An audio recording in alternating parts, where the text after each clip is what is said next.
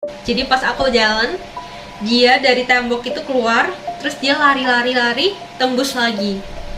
Sambil ketawa-ketawa gitu kayak tetapi dia menunjuk ke arah rumah kosong tersebut, lalu bilang, "Rumah aku di situ. Masa kamu nggak tahu?"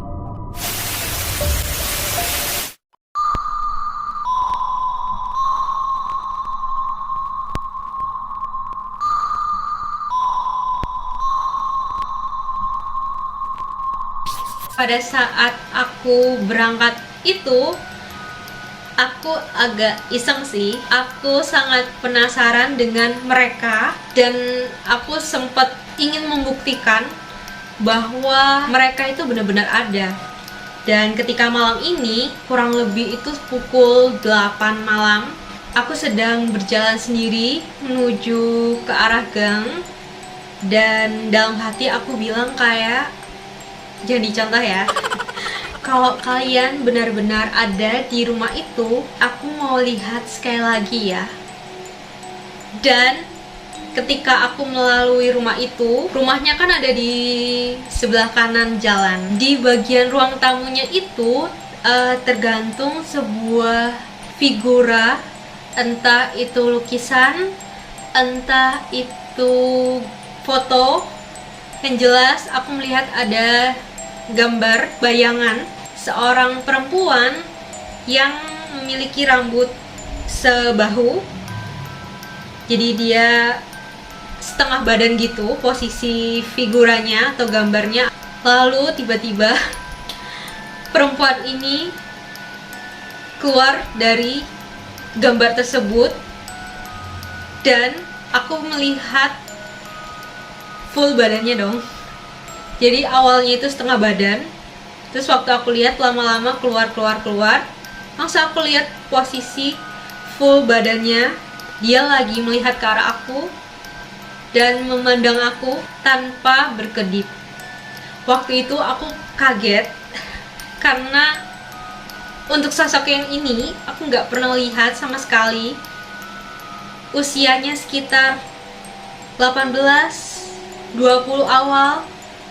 Dan sepertinya dia ini adalah sosok yang meninggal karena overdosis. Karena terkejut melihat penampakan itu, aku langsung jalan sambil kayak gini. Lalu pas pulangnya itu, aku kan harus melalui rumah ini lagi.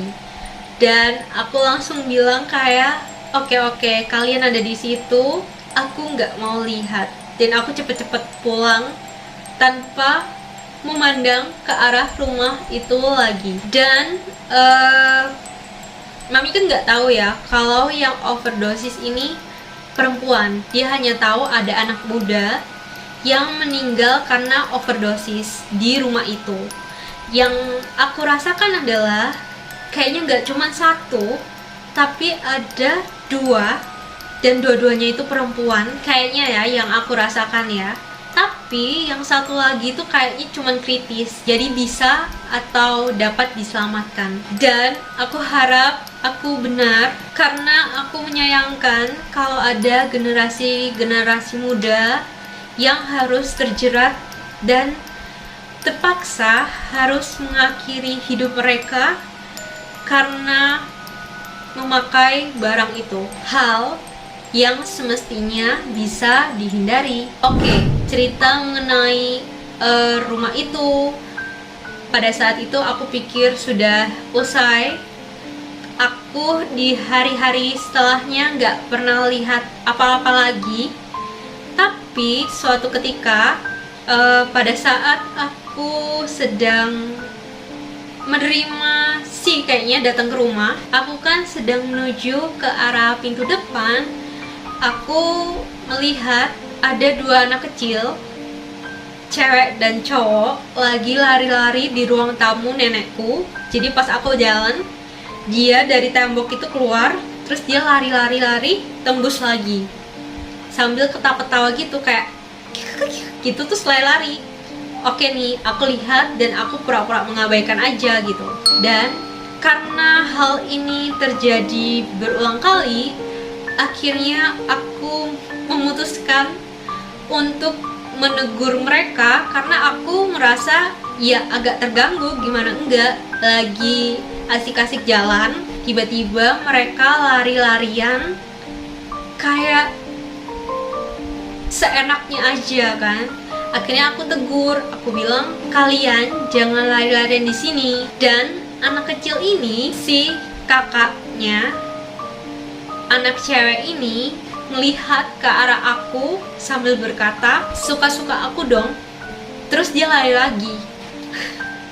Oke, aku gak mau nyari masalah, aku biarin aja mereka lari-larian. Mereka emang hobi banget sebenarnya lewat-lewat ke arah rumah berlari itu sambil main kejar-kejaran, main petak umpet.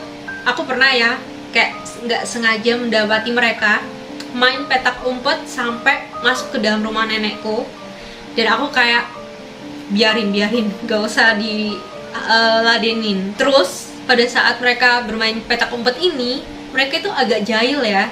Jadi pas aku lewat terus tiba-tiba dia bilang, si kakak lagi sih, adiknya nggak pernah ngomong sama aku, tapi kakak ini, anak cewek ini yang 10 tahun ini pernah bilang kayak kamu yang jaga.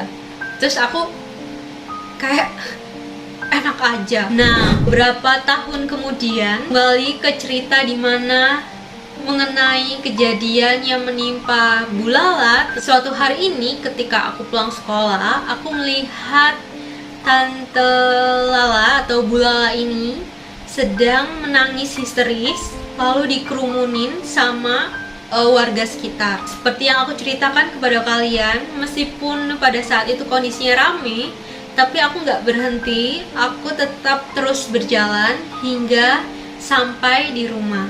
Ketika sampai di rumah, aku bertanyalah kepada mami dan nenek, dan berceritalah mami. Mami bilang, tadi si Bu Lala itu menangis karena melihat sebuah penampakan. Jadi ceritanya kurang lebih begini. Bu Lala ini kan baru melahirkan, anaknya kayak baru beberapa minggu, 2-3 minggu gitu.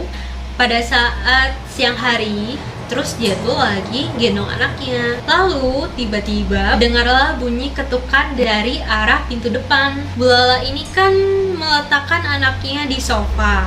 Lalu dia berjalan membuka pintu. Pada saat dia membuka pintu, terlihatlah seorang anak kecil perempuan, dan anak kecil itu sedang menangis. Dan pada saat mendapati ada seorang anak perempuan yang menangis, Bu Lala ini tanya, "Dek, kok nangis?" Si anak ini nggak menjawab pertanyaan tersebut. Terus Bu Lala ini akhirnya tanya lagi, "Dek, mamanya mana?" Si anak kecil ini menjawab kayak, "Mama ada di rumah." Bu Lala ini tanya dong, "Emang rumah kamu di mana?" Anak kecil ini bukannya langsung menjawab, tetapi dia menunjuk ke arah rumah kosong tersebut, lalu bilang, "Rumah aku di situ. Masa kamu nggak tahu?" Dan ya, Bu Lala ini mulai panik. Dia mulai curiga dengan anak ini. Terus dia akhirnya tanya kayak, "Kamu mau apa?" Si anak perempuan ini jawab, "Aku bosan. Boleh tidak aku bermain dengan anak kamu?" Dan ketika dia mengucapkan hal tersebut, anak ini merubah penampilannya yang tadinya bersih seperti anak manusia pada umumnya, wajar-wajar aja, normal-normal aja, tiba-tiba berubah 360 derajat. Wajah dan tubuhnya dipenuhi oleh darah, lalu rambutnya nggak karu-karuan, begitu juga dengan matanya kelihatan kayak merah banget. Dan kalian tahulah apa yang terjadi kemudian.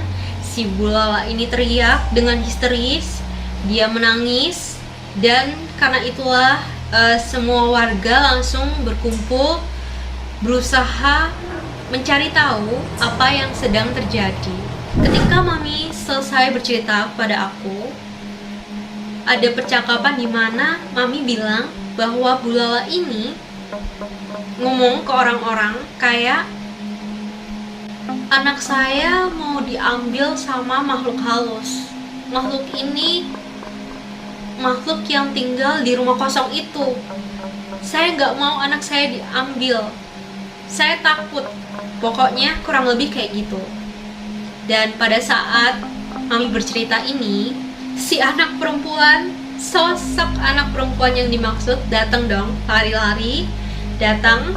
Terus posisinya adalah nenek aku di sini, mami di sini, aku di sini, dan si anak perempuan itu di sini. Jadi kita tuh melingkar gitu. Dan pada saat itu aku bertanya lah sama anak ini, benar kamu ngomong kayak gitu? Terus anak ini bilang, enggak kok, aku itu cuman mau main sama dede aja, gak mau ngambil dede, katanya gitu. Terus pas aku lagi ngobrol sama si sosok anak perempuan ini, mami tanya dong, kamu lagi ngomong sama siapa? Aku bilang lah, nah ini nih yang dimaksud ya, kalian sudah tahu bagian itu. Dan ketika aku bilang kayak gitu, nenek aku langsung takut dong, langsung ngomong, enggak, aku nggak mau di sini. Jangan cerita yang kayak gitu sama aku takut. Ya, aku bisa mengerti sih kenapa nenek aku takut, karena kan dia tinggal di situ kayak puluhan tahun, sementara kita kan baru tinggal di situ. Dan aku bilang lah ke mami, ceritanya nggak gitu kok Mi, si anak ini cuman mau main sama dedek bayi katanya. Dan si anak perempuan ini bercerita lah, enggak kok ceritanya nggak gitu, aku nggak mau ngambil, aku tuh cuman mau main aja, nggak kayak gitu ceritanya. Dan ketika aku berusaha menarik memori itu, ingin cari tahu kayak bener nggak sih, soalnya kan aku kenal ya sama sosok anak itu, dan yang aku lihat emang anak ini iseng, karena kan posisinya Bu Lala ini baru melahirkan. Dan wanita ketika baru melahirkan ini kan hormonnya juga belum stabil kan. Dan pada saat itu adalah masa-masa dimana Bu Lala ini juga kecapean banget. Jadi si sosok anak kecil ini, dia tahu bahwa Bu Lala adalah target yang tepat untuk dijahili. Dia tahu bahwa Bu Lala ini sedang bisa melihat dia karena frekuensinya lagi sama. Dan ya, dia memanfaatkan itu untuk menunjukkan kehadirannya. Kurang lebih begitulah yang terjadi melalui apa yang aku ketahui ya. Aku cerita nih ke mami, terus mami bilang, kamu kenal? Terus aku bilang, kenal lah, dia kan suka lari-larian di sekitar sini, emang dia itu iseng banget, aku bilang gitu. Dan waktu itu mami bilang, udah deh usir aja, mami gak mau dia di sini. Aku bilang, kamu jangan main di sini deh, kamu bikin takut orang, udah sana kamu pergi. Dan dia bilang kayak, di orang ceritanya nggak gitu. Terus dia pergi lagi gitu, kayak ngambek gitu. Cuman namanya anak-anak ya, setelah itu dia ketawa-ketawa lagi. Jadi nggak ada tuh cerita kayak dia ngambek lama terus dia musuhin aku, enggak sih, dia tetap ketawa-ketawa gitu. Itulah ceritanya yang kurang lebih aku tahu. Dan mengenai sebenarnya keluarga ini meninggalnya kenapa sih, kenapa bisa meninggal semua, atau secara lebih detailnya aku nggak bisa memastikan dari versi nyatanya, tapi melalui penglihatan itu, firasat yang aku dapatkan adalah kemungkinan besar ayahnya, atau lebih ke ayahnya sih, salah satu orang tuanya itu emang stres kalau aku lihat ya. Dan ya, kalian tahu apa yang terjadi selanjutnya. Sementara dua anak muda yang overdosis ini, aku rasa ya mereka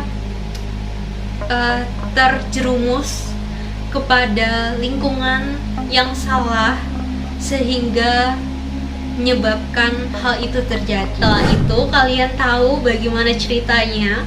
Mami cerita ke aku ketika dia mengingat hal-hal yang berkaitan dengan darah, bayi, dan sosok anak perempuan ini. Berceritalah dia mengenai Lea Bali.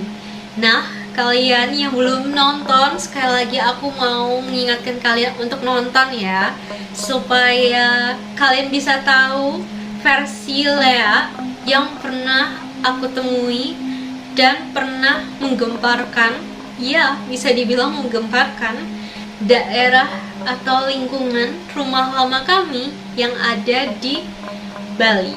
Oke love, sekian dulu untuk cerita di episode kali ini.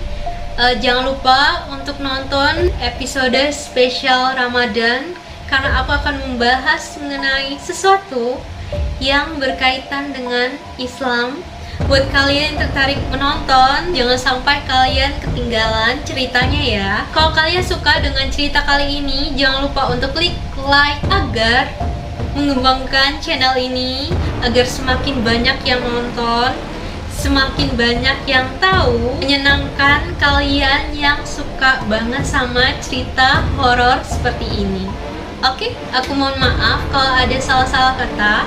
So, I love you guys. Thank you so much for watching, and I'll see you in the next video. Bye!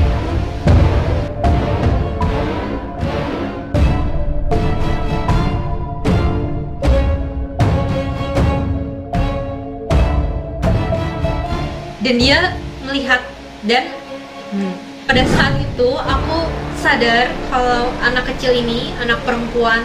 Oh iya. Dan pada saat aku anak cewek ini yang 10 tahun ini bilang pernah